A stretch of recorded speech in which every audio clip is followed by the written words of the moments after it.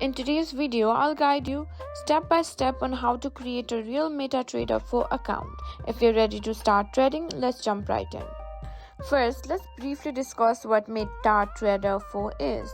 It's one of the most popular trading platforms for Forex and other financial markets, known for its user-friendly interface and powerful features. Before signing up, you need to select a broker that supports MetaTrader 4.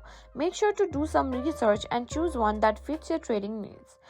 Once you've chosen a broker, head to their official website. Look for the Open Account or Sign Up button.